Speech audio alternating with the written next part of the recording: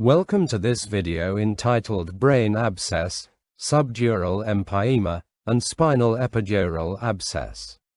A brain abscess is a serious infection of the brain. It happens when bacteria, fungi, or other infectious organisms enter brain tissue and cause a localized collection of pus. This creates inflammation and swelling that can increase pressure inside the skull. If not treated quickly, it can cause permanent brain damage or even become life-threatening. One of the most common ways a brain abscess develops is through contiguous spread. This means the infection spreads directly from nearby structures into the brain. It accounts for about half of all cases. Infections like sinusitis, especially in the frontal and ethmoid sinuses, can slowly extend into surrounding brain tissue. Middle ear infections, also called otitis media, are another major cause. When these infections spread deeper, they can involve the mastoid bone behind the ear. This condition is called mastoiditis. Severe dental infections can also spread upward through tissue spaces and blood vessels, eventually reaching the brain. Another major route is hematogenous spread, which causes about 1/4 of brain abscess cases. Here, infection travels through the bloodstream from another part of the body.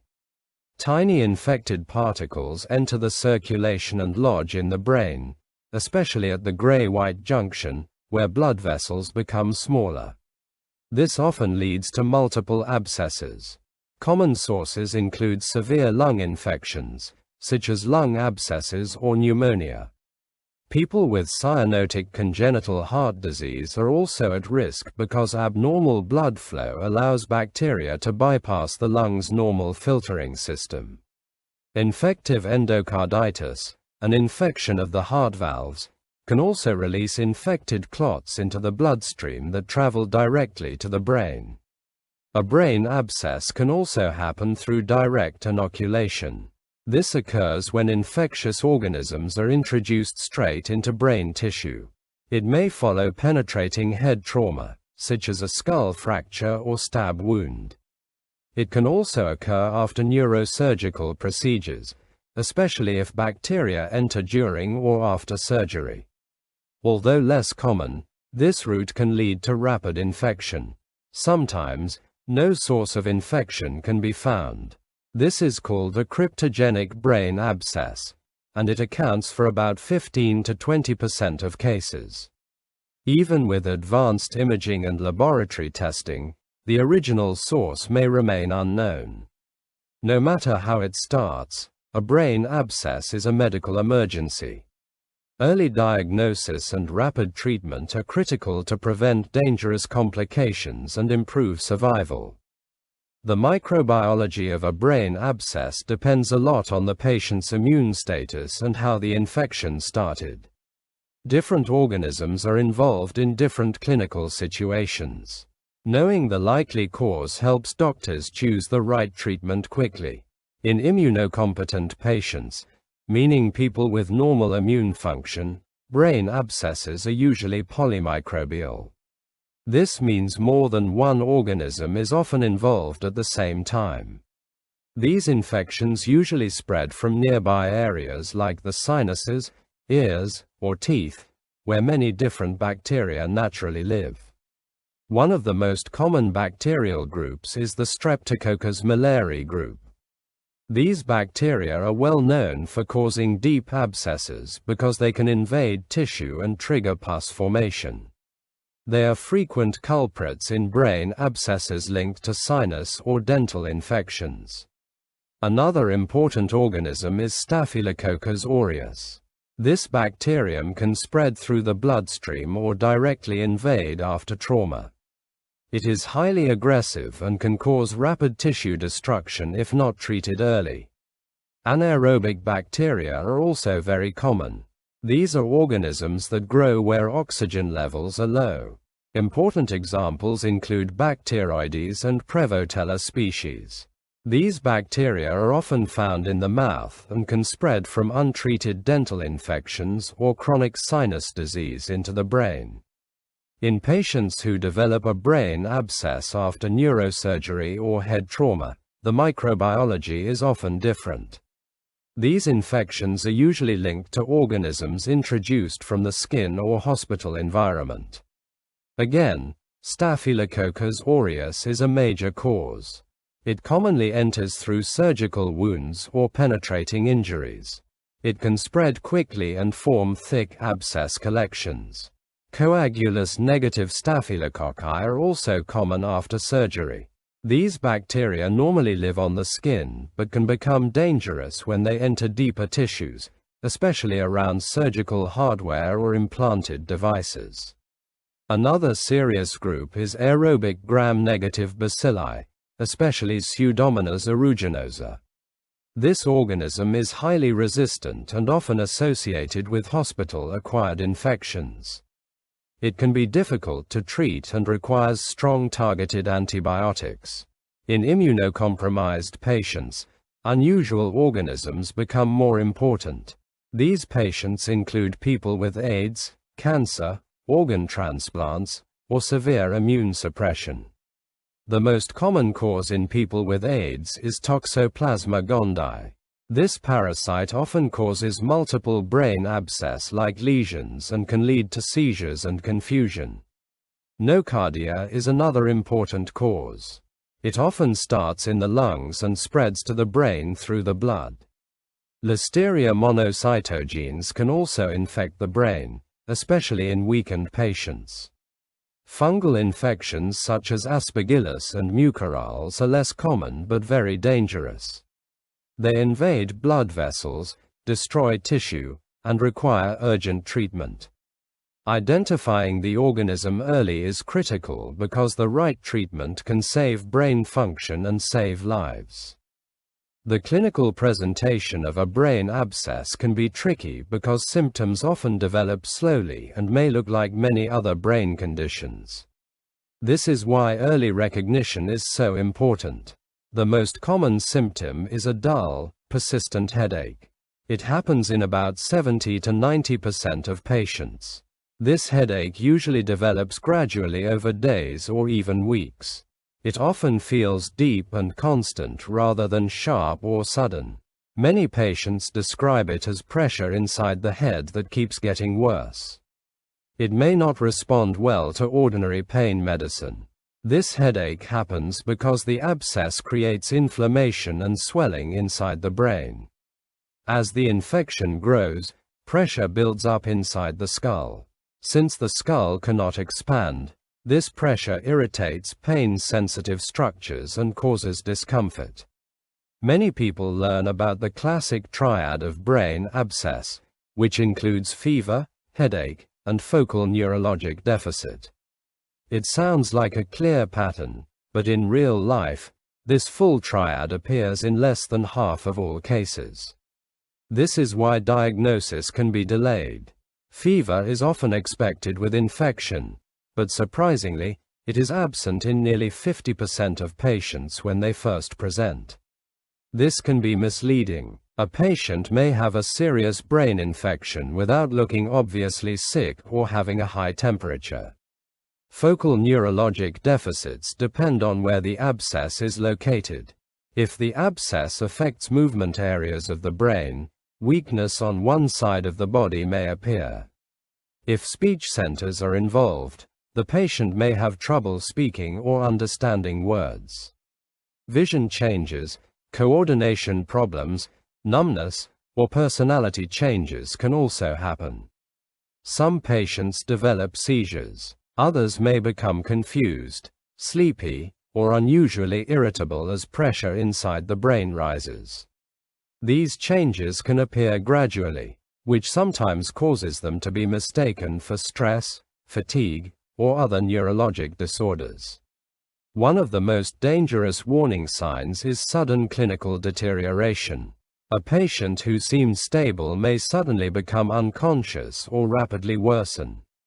This can happen if the abscess ruptures into the ventricular system, allowing infected material to spill into the fluid spaces of the brain. This complication is called intraventricular rupture, and it is a true medical emergency. The mortality rate is greater than 80%, even with aggressive treatment. It can cause overwhelming infection, severe inflammation, and rapid brain swelling. That is why any patient with worsening headache, new neurologic symptoms, or sudden mental status changes needs urgent medical evaluation. Recognizing these warning signs early can make the difference between recovery and a life-threatening emergency. Diagnosing a brain abscess requires speed and accuracy. Because symptoms can look like tumors, strokes, or other brain infections, imaging plays a critical role. The right test can quickly reveal what is happening inside the brain and guide life-saving treatment. The diagnostic test of choice is MRI with gadolinium contrast. This is the most sensitive imaging tool for detecting a brain abscess, especially in the early stages. MRI gives detailed pictures of brain tissue. It can identify cerebritis, which is the early inflammatory stage before a true abscess capsule forms. This is important because treatment started during this phase can prevent progression. MRI is also excellent at detecting satellite lesions. These are smaller nearby abscesses that may be missed on less detailed scans. Finding all infected areas helps doctors plan the right treatment strategy. One of the most valuable MRI techniques is asterisk diffusion-weighted imaging, often called DWI. This is critical for telling a brain abscess apart from other ring-shaped brain lesions. A brain abscess usually shows restricted diffusion on DWI. This happens because thick pus inside the abscess limits water movement. That restricted motion creates a very specific imaging pattern. This matters because some necrotic brain tumors can also appear as ring-enhancing lesions on regular scans. Without DWI, they may look similar. DWI helps doctors make the correct diagnosis and avoid the wrong treatment. If MRI is not immediately available, CT scan with contrast is often used first. It is faster and widely available in emergency settings. A contrast CT typically shows the classic ring-enhancing lesion. This appears as a bright circular rim surrounding a darker center of pus. Around it, there is usually significant edema, which is swelling of nearby brain tissue. This swelling can increase pressure inside the skull and cause worsening symptoms like headache, vomiting, confusion, and reduced consciousness. One test that should usually not be performed is a lumbar puncture, also called a spinal tap. In many brain infections, lumbar puncture helps diagnose the cause by analyzing cerebrospinal fluid. But in brain abscess, it is often contraindicated. That is because removing spinal fluid can suddenly change pressure inside the brain. If pressure is already elevated from the abscess and swelling, this shift can force brain tissue downward. This dangerous complication is called cerebral herniation, sometimes described as cerebral, coning, or penetration. The risk is serious, affecting about 15 to 30% of cases when lumbar puncture is done inappropriately. This is why brain imaging always comes first when a brain abscess is suspected.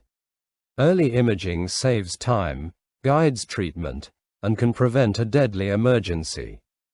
Managing a brain abscess requires urgent treatment and careful teamwork between neurologists, neurosurgeons, infectious disease specialists, and critical care teams. The goal is simple: remove the infection, reduce pressure on the brain, and prevent permanent damage. One of the most important treatment options is surgical intervention. Surgery is usually needed when the abscess is larger than 2.5 centimeters, or when it causes significant mass effect, meaning it pushes on surrounding brain tissue and raises pressure inside the skull. The most common procedure is stereotactic aspiration. This is a minimally invasive technique. A small opening is made in the skull, and a needle is guided precisely into the abscess using brain imaging. The pus is drained, which quickly lowers pressure and provides a sample for laboratory testing. That sample is extremely valuable. It helps identify the exact organism causing the infection, so doctors can target treatment more effectively. Another option is open surgical evacuation.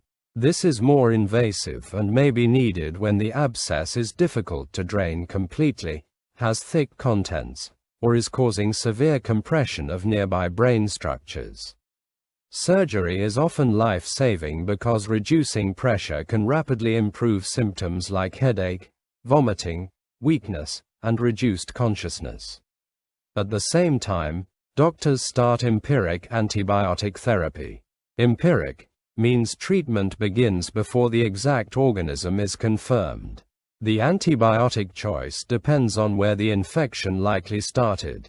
If the abscess comes from a sinus or dental source, treatment usually includes a third-generation cephalosporin plus metronidazole.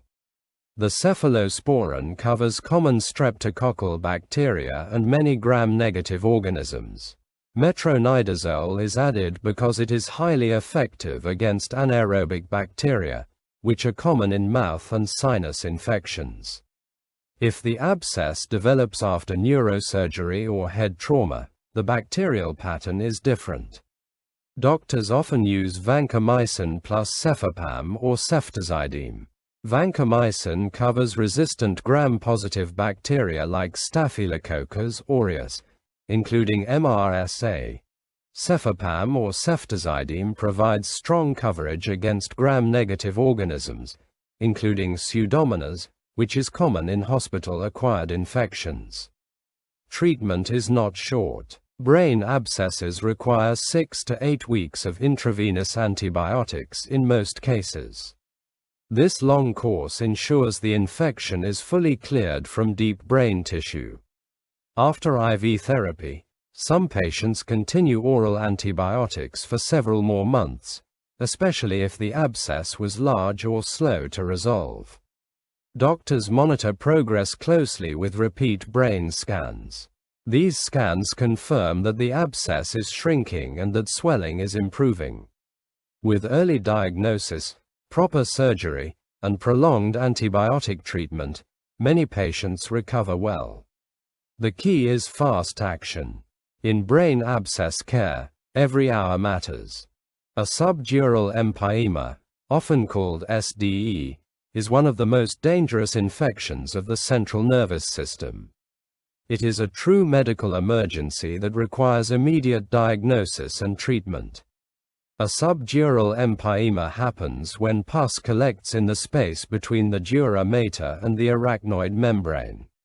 These are two protective layers that cover the brain. This infected collection can spread rapidly across the brain's surface. Unlike a brain abscess, which stays localized inside brain tissue, a subdural empyema can spread quickly over a large area. This causes intense inflammation, rising pressure inside the skull, and rapid neurologic deterioration. The condition can progress very fast. Without urgent treatment, it can lead to seizures, coma, brain herniation, and death. In adults, the most common source is paranasal sinusitis, especially infection involving the frontal sinuses. This accounts for about 60% of cases. The infection spreads through valveless emissary veins. These veins connect the sinuses to deeper structures around the brain. Because they have no valves, bacteria can travel backward easily. This allows infection to move directly from an infected sinus into the subdural space. Once bacteria enter this space, pus can collect rapidly and spread widely. This explains why what starts as a simple sinus infection can sometimes become a life-threatening brain emergency. In children, especially infants, subdural empyema often develops as a complication of bacterial meningitis. In meningitis, Bacteria infect the protective membranes around the brain. In some cases, the infection extends deeper into the subdural space, forming a pus-filled collection. Infants are especially vulnerable because their immune systems are still developing, and signs of serious infection can be harder to recognize early. The microbiology of subdural empyema is usually mixed. In fact, more than half of all cases are polymicrobial, meaning several different bacteria are involved at the same time. The most common organisms are aerobic and anaerobic streptococci. These bacteria often come from the mouth, upper airway, or sinus cavities and are frequent causes of deep head infections. Staphylococci are also common, especially when the infection follows trauma, surgery, or skin contamination. Anaerobic bacteria often join these infections because they thrive in low oxygen environments like enclosed pus collections. This mixed bacterial pattern is important because treatment must cover many organisms at once until laboratory results identify the exact cause. Subdural empyema is a race against time. A patient can worsen dramatically within hours. Early recognition, urgent brain imaging, surgical drainage, and broad-spectrum antibiotics are critical for survival. Fast treatment can save brain function and save lives. The clinical presentation of subdural empyema, or SDE, is usually dramatic and progresses very quickly. This is why it is considered a neurological emergency. Most patients first develop fever, severe headache, and vomiting. These symptoms often worsen rapidly over hours to a few days. The headache is usually intense and persistent. It often feels deeper and more severe than an ordinary headache. Pain medicine may not help much, and the discomfort keeps getting worse. Vomiting often happens because the infection increases pressure inside the skull. As pressure rises, it stimulates the brain's vomiting center. Fever is common because the body is reacting to a serious bacterial infection. But the severity of the illness often becomes clear when neurological symptoms appear. One major sign is meningeal irritation. This happens because the infected collection irritates the protective membranes around the brain. Patients may develop neck stiffness, sensitivity to light, and pain when trying to bend the neck forward. These are classic signs that the meninges are inflamed. A dangerous feature of subdural empyema is how fast focal neurological deficits can appear. These often develop within 24 to 48 hours after symptoms begin. A patient may suddenly develop weakness on one side of the body. Others may have difficulty speaking, confusion, visual changes, numbness, or trouble walking. Seizures are also common. This happens because the infection irritates the brain's surface and disrupts normal electrical activity. As pressure continues to rise, papilledema may develop. Papilledema is swelling of the optic disc at the back of the eye. This is an important warning sign of increased intracranial pressure. It often suggests the infection is causing dangerous compression inside the skull. Because the condition progresses so fast, imaging must be done immediately.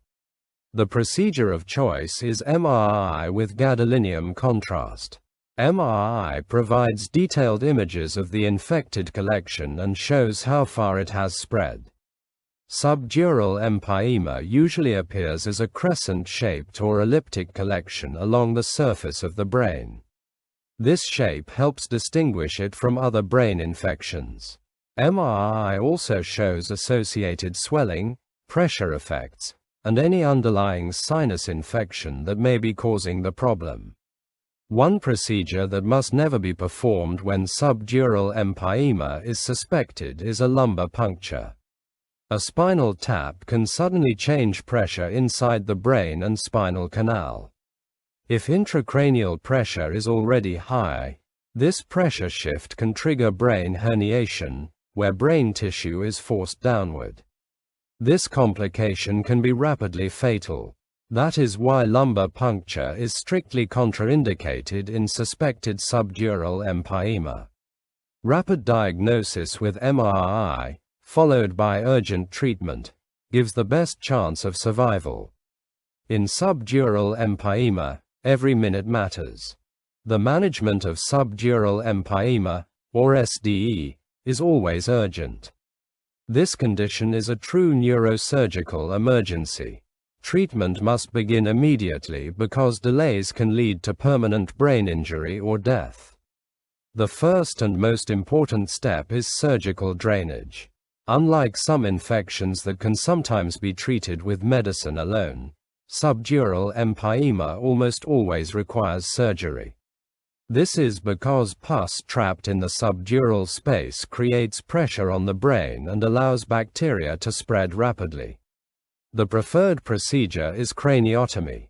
In a craniotomy, a section of the skull is temporarily removed to fully expose the infected area. This allows the surgeon to drain the pus completely, wash out infected material, and relieve pressure on the brain. Craniotomy is generally preferred over burr holes, which are smaller openings drilled into the skull. While burr holes can release some fluid, they often do not provide enough access for full drainage. They may miss hidden pockets of infection and provide less effective decompression. A craniotomy gives better visualization and allows more complete removal of infected material. This improves brain decompression and reduces the chance of recurrence. Surgery also provides fluid samples for laboratory testing. These samples help identify the exact bacteria causing the infection so antibiotic treatment can be adjusted if needed. At the same time, broad-spectrum antibiotics must be started immediately. The usual combination includes vancomycin, a third-generation cephalosporin, and metronidazole. Vancomycin covers resistant gram-positive bacteria, especially Staphylococcus aureus, including MRSA. The third-generation cephalosporin, such as ceftriaxone or cefotaxime, provides strong coverage against many common streptococci and gram-negative bacteria. Metronidazole is added because it is highly effective against anaerobic bacteria, which are commonly involved in sinus-related infections and mixed bacterial infections. This triple therapy provides broad coverage because more than half of subdural empyema cases are polymicrobial, meaning several bacteria are involved. Antibiotics are usually given intravenously for several weeks. Doctors monitor progress with repeat MRI scans to confirm that the infection is clearing. The prognosis depends heavily on how early treatment begins. With rapid diagnosis and urgent surgery, many patients recover well. Even so, the mortality rate remains around 10 to 20%, which shows how serious this condition is. Outcomes are much worse if the patient is comatose at presentation. Coma usually means severe brain swelling, high intracranial pressure, or widespread brain injury has already developed. This is why early recognition is critical. A patient with severe headache, fever, vomiting, or sudden neurological changes needs immediate medical attention. In subdural empyema, fast action saves lives and protects brain function. A spinal epidural abscess, often called SEA, is a serious infection that develops in the epidural space, the area between the spinal cord's protective covering and the bones of the spine. This infection is dangerous because it can compress the spinal cord and nearby nerves. If not treated quickly, it can cause permanent paralysis, severe neurological damage, or even death. The most common way spinal epidural abscess develops is through hematogenous spread. This means bacteria travel through the bloodstream from another infected part of the body and settle in the spinal epidural space. Even a small infection somewhere else, like a skin infection, urinary tract infection, or infected intravenous line, can release bacteria into the blood. Once these bacteria reach the spine, they can multiply and form an abscess. This is the most common route of infection. Another route is direct inoculation. This happens when bacteria are introduced directly into the epidural space during medical procedures. Examples include epidural catheters, spinal injections, lumbar procedures, or spinal surgery. Although these procedures are usually safe, infection can occur if bacteria enter during placement or afterward. A third route is contiguous spread, where infection spreads from nearby structures into the epidural space. A common example is vertebral osteomyelitis, which is an infection of the spinal bones. As the bone infection worsens, bacteria can break through into the epidural space and create a growing abscess. Several risk factors increase the chance of developing spinal epidural abscess. One major risk factor is diabetes mellitus. High blood sugar weakens the immune system and makes it easier for bacteria to grow and spread. Intravenous drug use is another major risk factor. Injecting drugs can introduce bacteria directly into the bloodstream, allowing them to travel to the spine. Alcoholism also raises risk because long-term alcohol use weakens immunity and reduces the body's ability to fight infection. Recent spinal trauma is another important factor. Injury can damage tissues and create conditions that make infection easier to establish. The most common organism causing spinal epidural abscess is Staphylococcus aureus. This bacterium causes 60 to 90% of cases, making it the leading cause by far. It often starts as a skin infection and spreads into the bloodstream before reaching the spine. A major concern is MRSA, which stands for methicillin-resistant Staphylococcus aureus. MRSA is harder to treat because it resists many common antibiotics. This makes early recognition and proper antibiotic selection extremely important. Other bacteria can also cause spinal epidural abscess, but Staphylococcus aureus remains the primary culprit. The biggest danger with spinal epidural abscess is delay. Symptoms may start mildly, often with back pain, and then suddenly worsen. As the abscess grows, it can compress the spinal cord and cause weakness, numbness, or paralysis. That is why early diagnosis and urgent treatment are critical. In spinal epidural abscess, acting fast can preserve movement, sensation, and life itself. A spinal epidural abscess, or SEA, often develops in stages. Recognizing these stages early is critical because treatment becomes less effective once severe nerve damage occurs. The most consistent symptom is back pain. It appears in about 70 to 90% of patients. This back pain is often the first warning sign. It usually starts as a deep, localized ache. At first, it may seem like ordinary muscle strain or back fatigue. But unlike simple back pain, it often becomes steadily worse and does not improve with rest. Many patients also develop fever, although it may be mild or even absent early on. This can make diagnosis more difficult. The first stage is called stage 1. This stage usually involves focal spinal pain and fever. The pain is usually centered over the infected area of the spine. It may feel sharp, deep, or throbbing. The area may also become tender when touched. At this point, the infection is growing in the epidural space, but has not yet caused major nerve compression. If untreated, the condition moves into stage 2.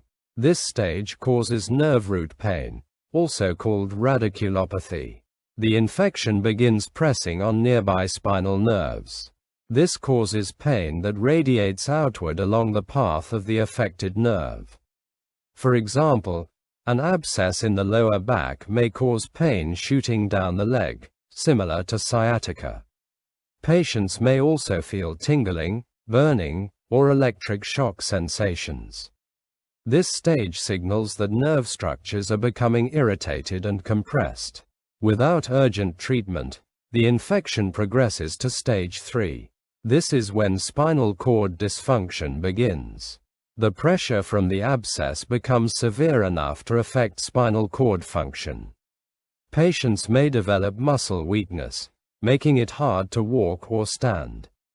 There may also be sensory loss, such as numbness or reduced feeling in the arms, legs, or trunk. Some patients develop sphincter dysfunction, which means trouble controlling the bladder or bowels.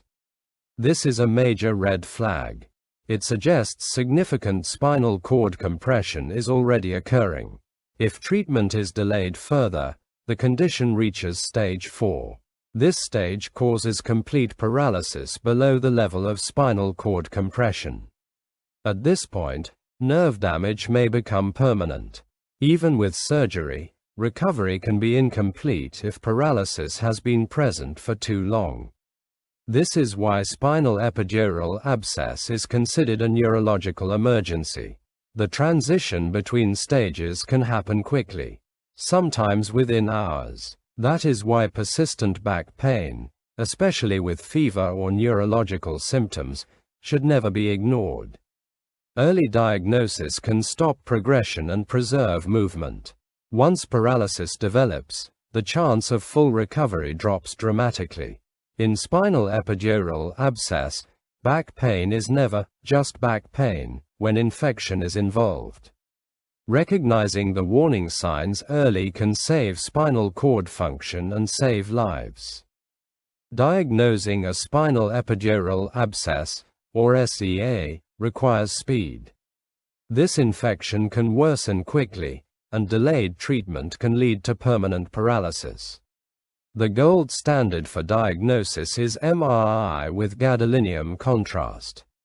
This is the best imaging test because it clearly shows the abscess, its exact location, and how much pressure it is placing on the spinal cord. MRI also reveals how far the infection has spread. Some abscesses involve only one spinal level, while others extend across several segments. Most importantly, MRI helps doctors assess spinal cord compression. This matters because pressure on the spinal cord can quickly damage nerve tissue. The longer the compression lasts, the greater the chance of permanent neurological loss. MRI can also show whether nearby spinal bones are infected. This is important because vertebral osteomyelitis often occurs alongside spinal epidural abscess and may require longer treatment. Blood tests also help support the diagnosis.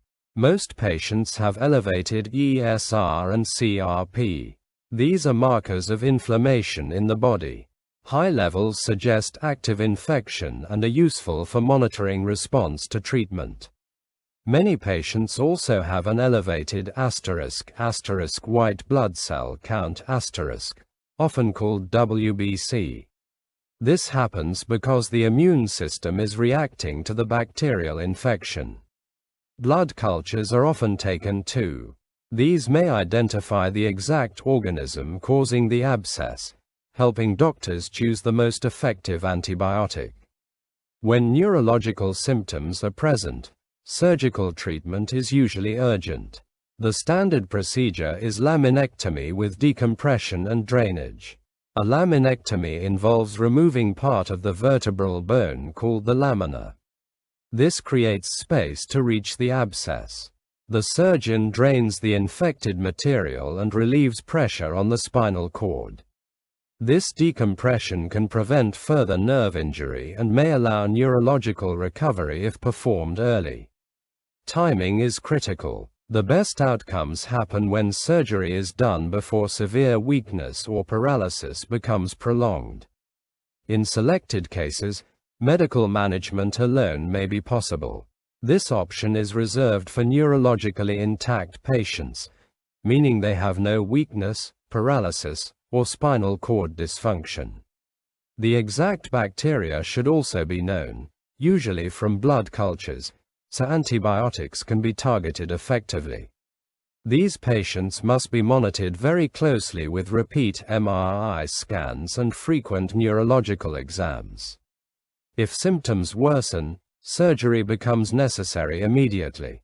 Antibiotic treatment is always a major part of management. The usual treatment duration is 4 to 8 weeks of intravenous antibiotics. The exact length depends on how severe the infection is and how well the patient responds. If osteomyelitis is also present, treatment is often longer because bone infections are harder to clear completely. The key to success is early recognition. Back pain with fever or neurological symptoms should never be ignored. Prompt MRI, fast treatment, and close monitoring can preserve movement, prevent paralysis, and save lives. We will now look at a few cases. A 45-year-old man comes to the hospital with a subacute headache that has been getting worse over several days. He also has a new hemiparesis, which means weakness on one side of the body. This is a serious neurological warning sign. A CT scan is performed and shows a ring-enhancing lesion in the brain. At this point, the diagnosis is not yet clear. A ring-enhancing lesion can mean several different things. It could be a brain abscess, a necrotic brain tumor, a metastatic cancer lesion, or even certain inflammatory conditions. The patient has no fever, and this can make the diagnosis more confusing.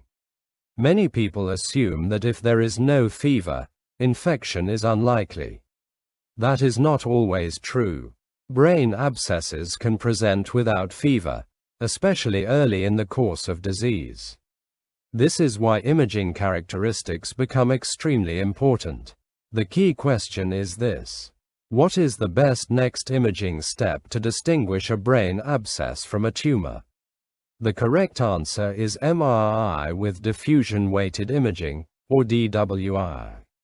This is the most useful next step because diffusion-weighted imaging looks at how water molecules move inside tissue. This movement pattern helps tell different lesions apart. A brain abscess contains thick pus packed with inflammatory cells, bacteria, and protein-rich material. This dense material restricts water movement. On diffusion-weighted imaging, this appears as restricted diffusion, which is highly suggestive of an abscess. A necrotic tumor, on the other hand, usually has a liquefied center with freer water movement. This typically shows less restricted diffusion. This difference makes diffusion-weighted imaging extremely valuable for diagnosis. Now let's look at why the other options are less appropriate.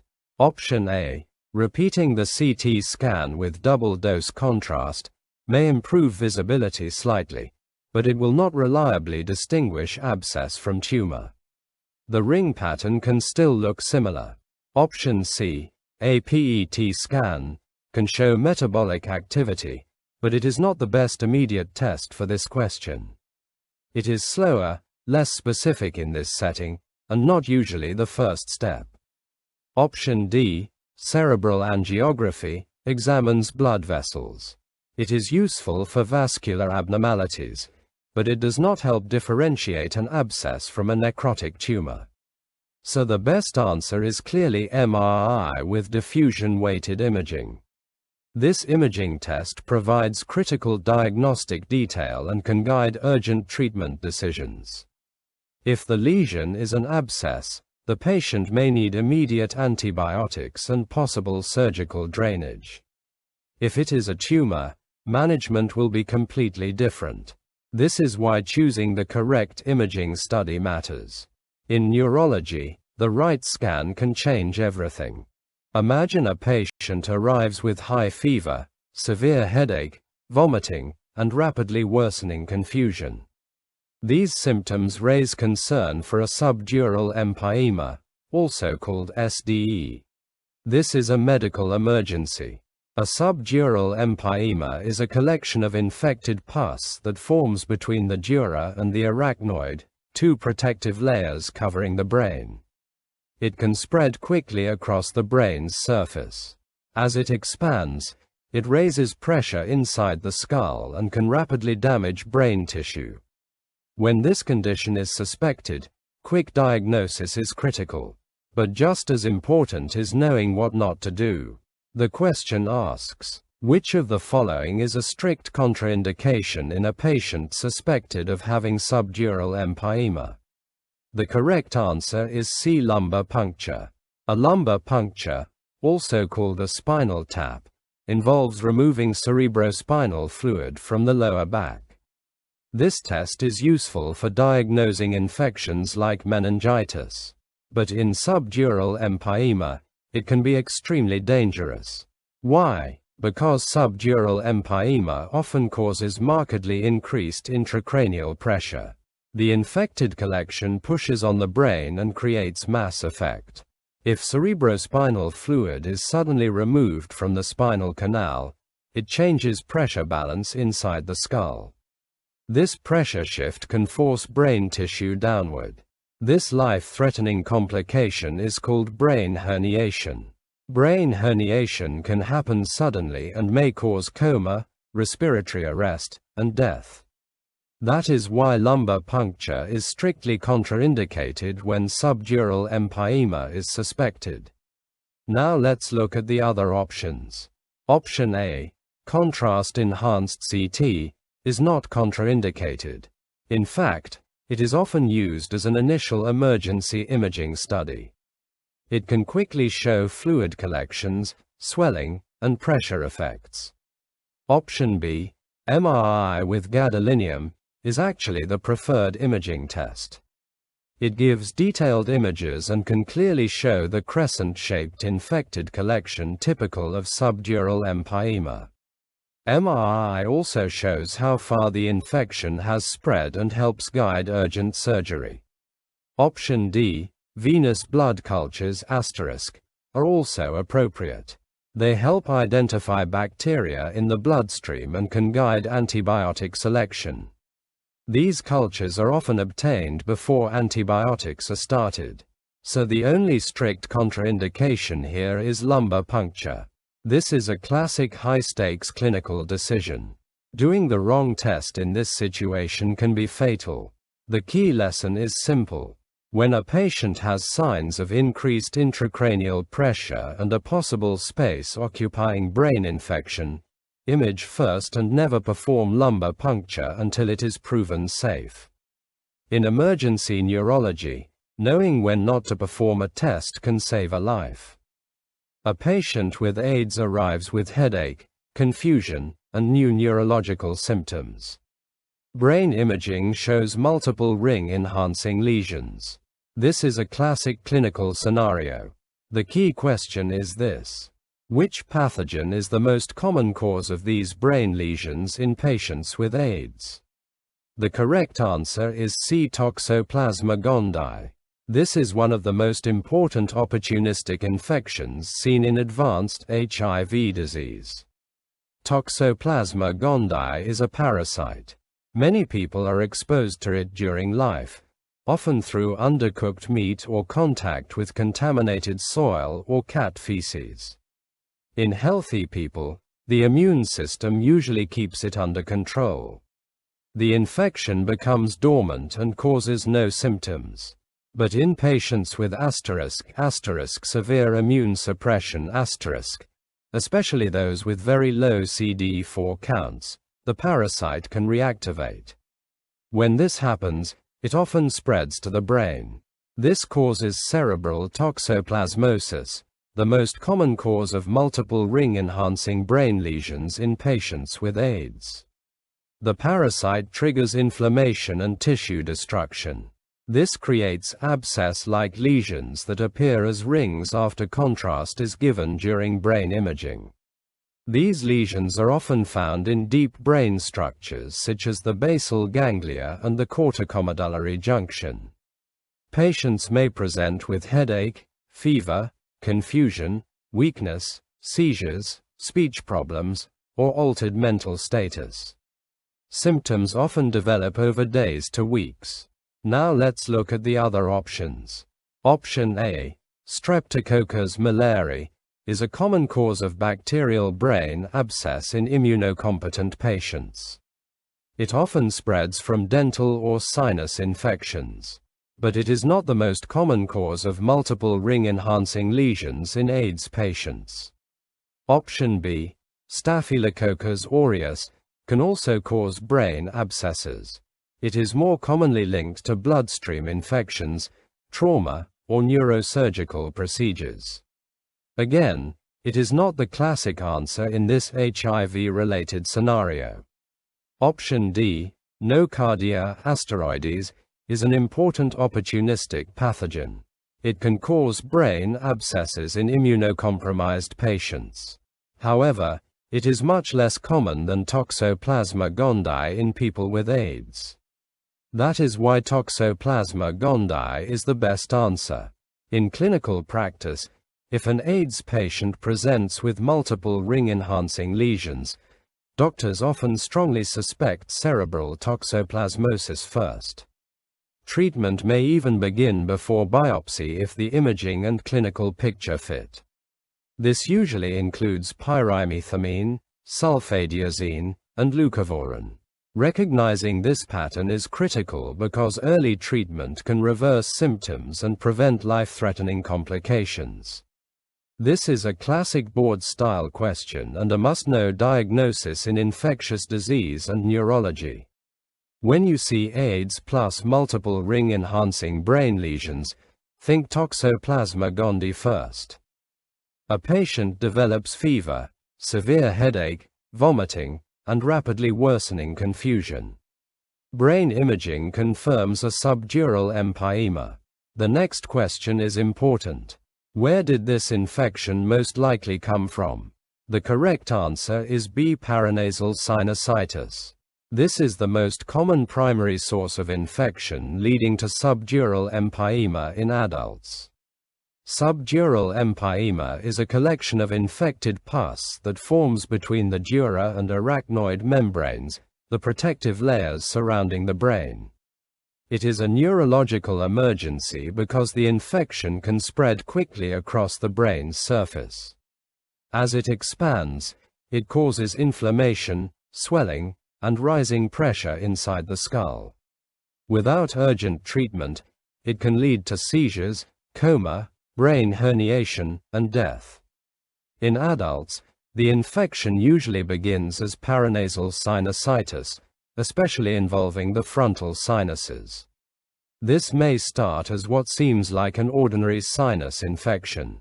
Symptoms might include nasal congestion, facial pressure, or forehead pain. But if bacteria spread deeper, the infection can become much more dangerous. The bacteria travel through valveless emissary veins. These veins connect the sinus cavities to deeper structures near the brain. Because these veins have no valves, bacteria can move backward easily. This allows infection to spread directly into the subdural space. Once bacteria enter this space, pus can collect rapidly and spread widely along the surface of the brain. This is why even a common sinus infection should never be ignored if neurological symptoms develop. Now let's look at the other options. Option A, chronic pulmonary infection, can spread infection through the bloodstream and may lead to a brain abscess. But it is not the most common cause of subdural empyema in adults. Option C, odontogenic infection, meaning infection from the teeth or gums, can occasionally spread into deeper head tissues. It can contribute to brain infections, especially abscesses, but it is less common than sinusitis as a source of subdural empyema. Option D, infective endocarditis, causes infected clots to travel through the bloodstream. This can lead to brain abscesses or stroke-like complications. Again, it is not the leading cause of subdural empyema. That is why paranasal sinusitis is the best answer. This is a classic clinical association that every medical learner should know. When an adult presents with severe headache, fever, and rapidly progressing neurological decline after recent sinus symptoms, subdural empyema must be considered immediately. Early MRI, urgent neurosurgical drainage, and broad-spectrum antibiotics are essential. The key lesson is simple. A sinus infection may seem harmless, but in rare cases, it can become a life-threatening brain emergency. Recognizing the connection can save a life. A 55-year-old woman comes to the hospital with severe midline back pain, fever, and new weakness in her legs. She also has a history of intravenous drug use. This combination of symptoms should raise immediate concern for spinal epidural abscess, also called SEA. This is a serious infection that forms in the epidural space around the spinal cord. It is a medical emergency because the growing abscess can compress the spinal cord and cause permanent paralysis if not treated quickly. The question asks, what is the most common causative organism in this condition? The correct answer is C. Staphylococcus aureus. This is by far the leading cause of spinal epidural abscess, responsible for 60 to 90% of cases. It is especially common in patients with IV drug use, diabetes, recent spinal procedures, or bloodstream infections. So why is Staphylococcus aureus so common? This bacterium normally lives on the skin and in the nose of many healthy people. But when it enters the bloodstream, it can travel to distant parts of the body. In people who inject drugs, bacteria can enter directly through the skin during injection. Once in the bloodstream, Staphylococcus aureus can lodge in the spinal epidural space and begin forming an abscess. Some strains are especially dangerous. One major concern is MRSA, which stands for methicillin-resistant Staphylococcus aureus. MRSA is harder to treat because it resists many standard antibiotics. That is why early recognition and prompt antibiotic therapy are critical. Now let's look at the other options. Option A, Escherichia coli, can cause infection, especially urinary tract infections and some bloodstream infections. It is not the most common cause of spinal epidural abscess. Option B, Pseudomonas aeruginosa can also cause spinal infections, especially in healthcare settings or immunocompromised patients. It is important, but much less common than Staphylococcus aureus. Option D, Streptococcus pneumoniae is best known for causing pneumonia and meningitis. It is rarely the main cause of spinal epidural abscess. That is why Staphylococcus aureus is the best answer. This patient's symptoms fit the classic presentation. Severe back pain is usually the earliest and most consistent symptom. Fever suggests infection, and new leg weakness is a red flag for spinal cord compression. This means urgent action is needed. The next step would usually be MRI with gadolinium, followed by rapid treatment with antibiotics and often surgical decompression. This is a classic board-style question. When you see IV drug use, fever, severe back pain, and neurological weakness, think spinal epidural abscess. And when you think spinal epidural abscess, think Staphylococcus aureus first. Recognizing this pattern early can prevent paralysis and save lives. When doctors think about a brain abscess, one classic symptom pattern often comes to mind. This is known as the classic triad. It includes fever, headache, and a focal neurological deficit. This is the correct answer. Option A. At first, this sounds like it should make diagnosis easy. But here is the important clinical reality. This full triad is present in less than 50% of cases. That means more than half of patients with a brain abscess do not show all three symptoms at the same time. This is exactly why brain abscess can be difficult to recognize early. Let's break down the triad. The first symptom is fever. Because a brain abscess is an infection, fever seems like it should always be present. But surprisingly, many patients have no fever at initial presentation. In fact, fever may be absent in nearly half of cases. This can make doctors think of other diagnoses first, like stroke or brain tumor. The second symptom is headache. This is the most common symptom, occurring in 70 to 90% of patients. The headache is usually dull, deep, and progressive. It often worsens over days or weeks. Patients often describe a constant pressure that does not improve with usual pain medication. This happens because the abscess creates swelling and raises pressure inside the skull. The third symptom is a focal neurological deficit. This means the patient develops problems related to a specific area of the brain. For example, weakness on one side of the body may occur if motor areas are affected. Speech problems can develop if language centers are involved. Some patients have vision changes, numbness, confusion, or coordination problems. The exact deficit depends on where the abscess is located. Now let's look at the other options. Option B, fever, neck stiffness, and altered mental status, is more typical of meningitis, not brain abscess. And it is definitely not present in 90% of abscess cases. Option C, headache, vomiting, and papilledema, can occur with increased intracranial pressure. But this is not the classic triad for brain abscess.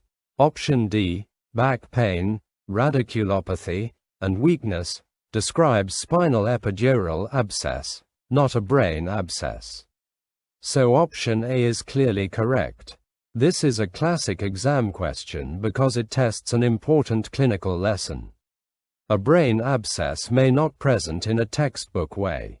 The classic triad is helpful to remember, but its absence does not rule out the diagnosis. That is why doctors must think carefully when a patient has a persistent headache with new neurological symptoms, even without fever.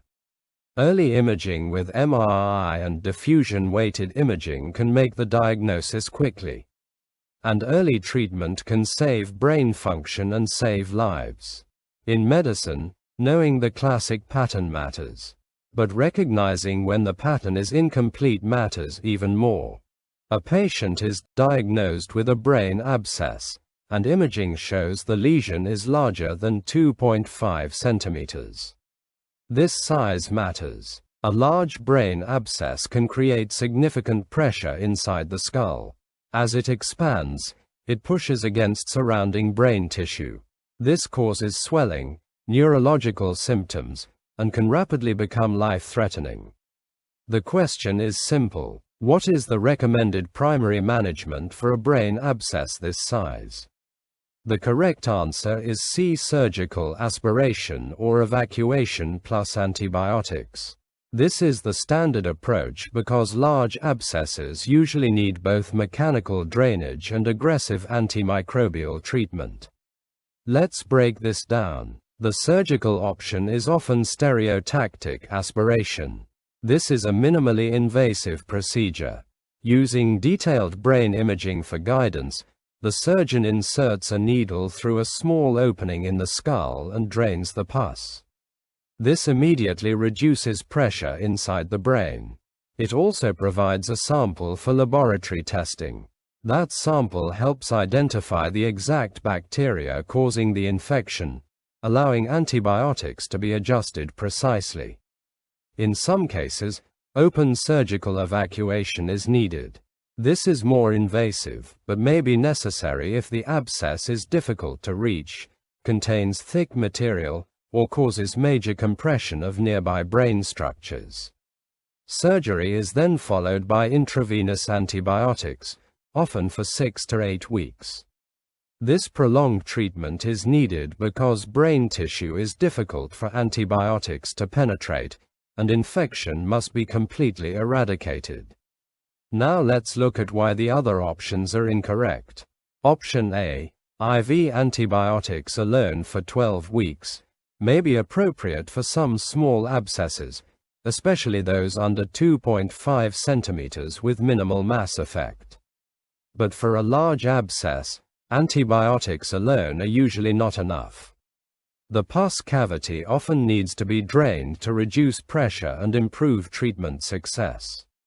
Option B, oral antibiotics and close observation, is not appropriate. Brain abscess is too serious for outpatient-style observation when the lesion is this large. Delayed intervention can lead to rupture, worsening swelling, seizures, or death. Option D, external ventricular drain placement only, is not the primary treatment for a brain abscess. This procedure is used to relieve hydrocephalus, which is excess fluid buildup in the brain. It does not remove the abscess itself.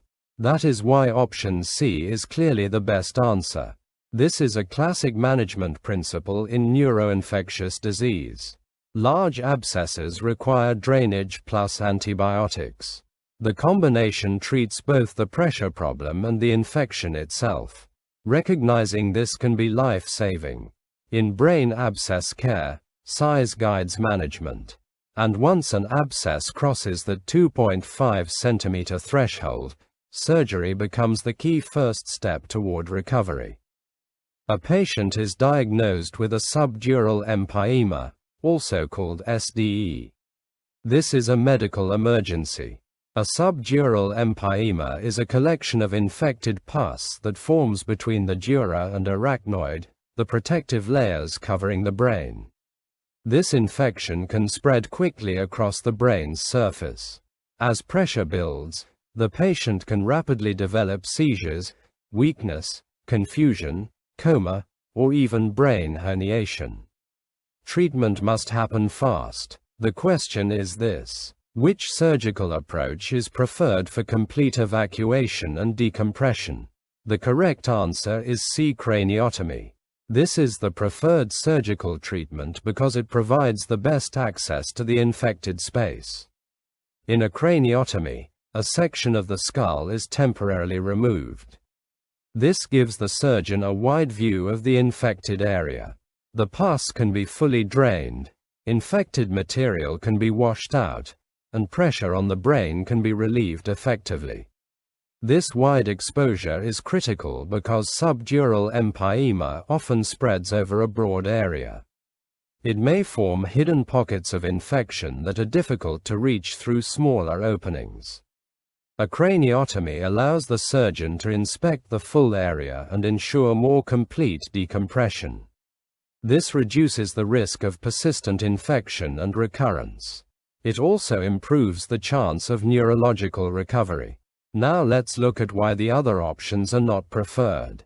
Option A, stereotactic aspiration, is very useful for asterisk brain abscesses located within brain tissue.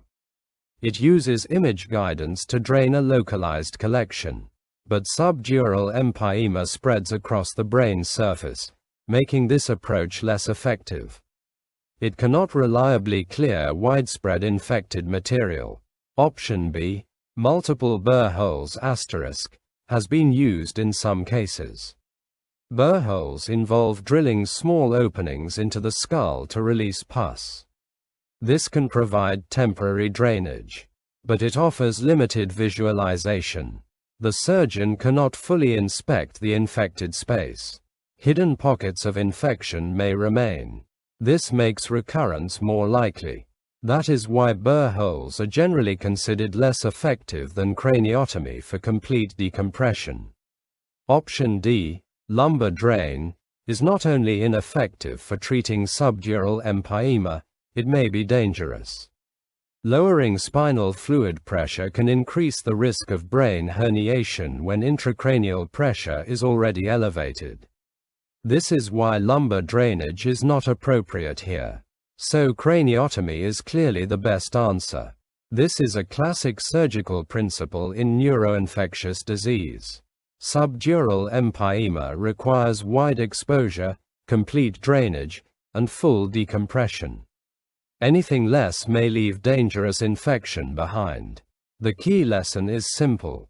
When infection spreads across the brain's surface, surgery must be aggressive enough to remove it completely. In subdural empyema, craniotomy saves brain tissue, preserves function, and saves lives. A patient is diagnosed with a spinal epidural abscess, also called SEA. The infection has compressed the spinal cord. The patient has been completely paralyzed for 48 hours. The question is this: what is the likely prognosis for neurological recovery after surgery? The correct answer is B. Recovery is unlikely due to the duration of paralysis. This is one of the most important clinical lessons in spinal cord emergencies. With spinal epidural abscess, time is everything. The spinal cord is extremely sensitive to pressure. As the abscess grows, it compresses blood vessels that supply oxygen and nutrients to spinal cord tissue. This causes reduced blood flow, inflammation, and eventually irreversible nerve damage. At first, the damage may be reversible. If pressure is relieved quickly, nerve function can often recover. But when complete paralysis has been present for a prolonged period, the chance of meaningful recovery becomes very low. 48 hours of complete paralysis is a very serious sign. By this stage, the spinal cord has usually suffered significant ischemic injury. This means spinal cord cells have been deprived of oxygen for too long. Once these nerve cells die, they do not regenerate well. Even if surgery successfully removes the abscess and relieves pressure, lost motor function often does not return. This is why early diagnosis and urgent surgery are critical. The goal is always to decompress the spinal cord *** before paralysis becomes prolonged. Now let's look at the other options. Option A, 100% recovery of motor function, is incorrect. Recovery is never guaranteed, especially after 48 hours of complete paralysis. The longer the spinal cord remains compressed, the lower the chance of recovery. Option C, recovery is guaranteed if MRSA is not present, is also incorrect. The type of bacteria matters for antibiotic choice, but the biggest predictor of neurological outcome is usually how long paralysis has been present before decompression. Even if the infection is caused by a less resistant organism, prolonged cord compression can still cause permanent damage. Option D, recovery depends only on the patient's age, is also false. Age can influence general healing, but it is not the main factor here. The duration and severity of neurological deficit are far more important. That is why option B is correct. This is a classic board-style teaching point. In spinal epidural abscess, once complete paralysis has lasted more than 24 to 36 hours, recovery becomes much less likely. That is why back pain with fever and weakness must always be treated as an emergency. The key message is simple. Do not wait for paralysis to happen. Recognize the warning signs early. Prompt MRI, urgent surgery, and rapid antibiotics can preserve spinal cord function. In spinal epidural abscess, early action can mean the difference between walking and permanent paralysis. A brain abscess after neurosurgery is a medical emergency. The infection can spread quickly inside brain tissue. Early treatment is critical to prevent permanent damage. The biggest concern after neurosurgical procedures is hospital-acquired bacteria. These infections are often caused by resistant organisms. Common pathogens include Staphylococcus aureus and Pseudomonas aeruginosa. That is why broad-spectrum antibiotic coverage is needed immediately.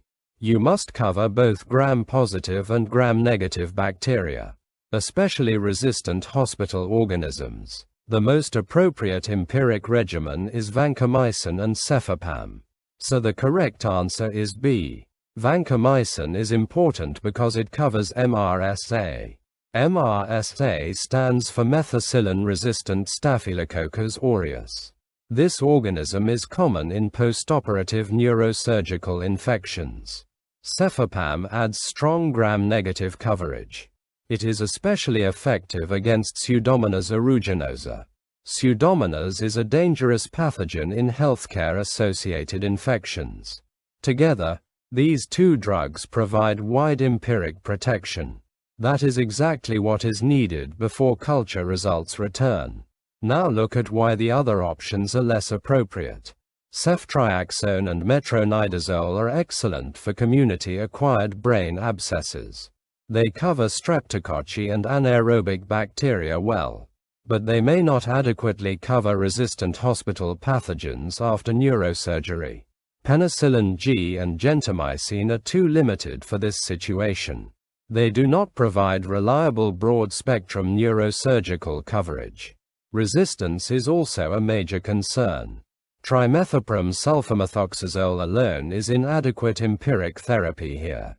It does not provide comprehensive coverage for postoperative brain abscess pathogens. In real clinical practice, cultures are very important. Blood cultures and abscess drainage samples help identify the exact organism. Antibiotics can then be narrowed based on sensitivity results. Imaging is also essential. MRI with contrast is often the best diagnostic tool. It helps define the size and location of the abscess. Some patients may also require surgical drainage, especially if the abscess is large or causing pressure effects. So remember this key exam point. Post-neurosurgical brain abscess means think resistant hospital organisms. And empiric therapy should include vancomycin plus cefepime.